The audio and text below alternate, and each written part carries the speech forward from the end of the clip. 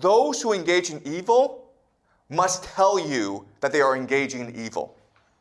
The theory is that those who do conspiracies must tell you they're doing conspiracies. And there are 3 reasons why, okay? So let's go over them. The first reason is the idea of learned helplessness. And so the idea is, okay, let's just say that everyone knows that they did this, right? We get angry. We write emails. We make YouTube videos. Then what? Nothing, right? So the idea of learned helplessness is like the more angry you get, the more helpless you feel, and therefore the more obedient you become. Okay? That's the first reason. Second reason is the idea of karmic responsibility. And the idea is that the people in power are extremely superstitious. They believe that when they die, God will judge them. Okay? So we're all dead, and God says to the government, hey, why did you do all this evil stuff? And the government says, no, no, no, I did not act alone. Everyone participated. Why? Because I told them what I was doing. They didn't stop me. They didn't raise any concerns. They didn't protest. Therefore, they are complicit. Okay? So another way of saying this is, if you just look at 9/11, if you just look at the moon landing, if you just look at JFK, the evidence is so overwhelming that if you still believe the government, it's not because you are ignorant or stupid, it's because you are complicit. It's because you are involved. Therefore, you share the guilt. Therefore, the karma is spread to everyone. Okay, that's the logic. All right? The third reason is attention capture. These events are set up in a way so that they will be remembered forever. Okay, so everyone remembers where they were, what they were doing, who they were with on 9/11. When JFK was assassinated, during the moon landing. Okay, so you probably were not in the United States. You might have been in China. You might have been Tunisia, you might have been in South Africa, it doesn't matter, okay? You could have been on the moon, okay? But you still remember what you were doing on 9/11 because it's etched into your consciousness. And that's the point. The point is to control people by controlling how people perceive reality. Okay? Because then you have the power of God. Okay, so these are the 3 major reasons why they will do this evil, but they will tell you they did this evil, and they want you to discuss and continue to discuss why they do this evil, okay? So even today, people are still writing books about JFK. People are still writing books about the moon landing. It's allowed because it's attention capture, okay? It's like the idea of top of mind. So if you're a company, you don't care about bad publicity. All publicity is good because it's top of mind, right? So if you are hungry and you want to go out for lunch, what's the first thing that you want to eat? It's the first thing that comes to mind, right? So maybe pizza or hamburger, okay? That's the idea of branding. So that's what they're doing here. They're trying to control your reality through these events, okay? Does that make sense, guys? Okay, any questions? All right, now what I want to do is look at a question, okay? Let's look at certain questions. Why is this happening?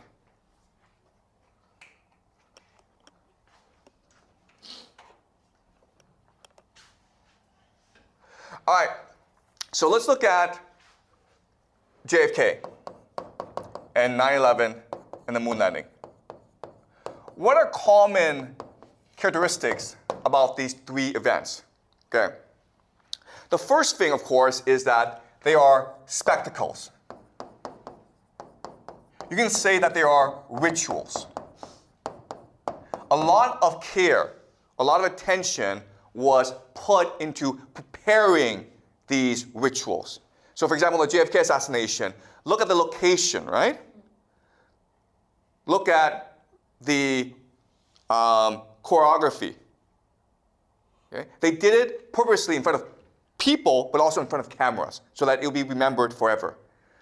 Okay? The moon landing as well, 9/11 as well. Okay? That's the first thing. Second thing is the idea of numerology. So when you look at these events, what you'll find is that numerology is very important. Okay, it's a very simple concept to understand. So, for example, let's just say you want to get married, right? Well, you want to pick an auspicious date. So maybe August 8th, 8/8, right? Or June 6th, an auspicious date. Because that will give your wedding the most chances to prosper. You also want to pick a nice location for feng shui, right? Same thing with this idea, okay? So let's look at the numerology. JFK was November 22nd, 1963, 11/22/1963. The moon landing was 1969. And then 9/11 was, of course, 9/11. Pretty easy to remember, right? Okay. Now, what's interesting is that these are all triangular numbers. Okay. What are triangular numbers? 1, 3, 6, 9. Right? 1, 3, 6, 9. 1963. 1969. Okay. Also, the number 33 is very, very important. Okay, number 33 is almost like a magic number to these people. Okay, and so like what we believe is that it's secret societies that are responsible for these events. Okay, mainly the Freemasons, but there are others as well. Okay, I'll discuss this later. Number 33 is important. Okay, so look at this. 11 plus 22 is what? 33. Okay, guys.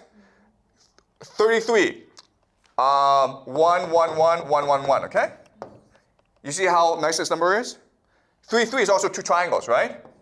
What happens when you put two triangles together? You get the Star of David, which is the flag of Israel.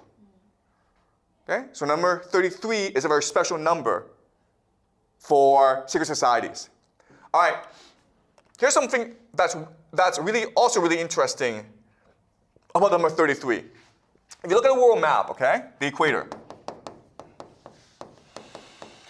If you go north 33 degrees, you get a lot of places, okay?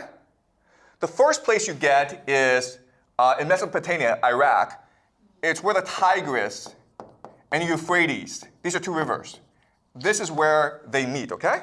Why is this important? Because this meeting place is what we consider the birth of civilization. It's a crate of civilization. Over here is Baghdad. Baghdad was the capital of the Islamic Golden Age, the Islamic Caliphate, okay? A historical city. Over here is Damascus, one of the oldest cities in the world. Over here, of course, is Jerusalem, the holiest city for both the Christians and for the Jews. Okay? You keep on going over here to America.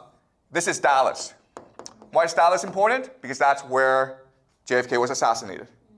But you keep on going, and this is like interesting. You go to New Mexico, and you get to the Trinity test site. This is where the atomic bomb was detonated. Okay? You go over here, 33 degrees in Japan. Do you know what city is 33 degrees north in Japan? Shimi? Not Tokyo. There are two cities, Hiroshima and Nagasaki. Why are they important?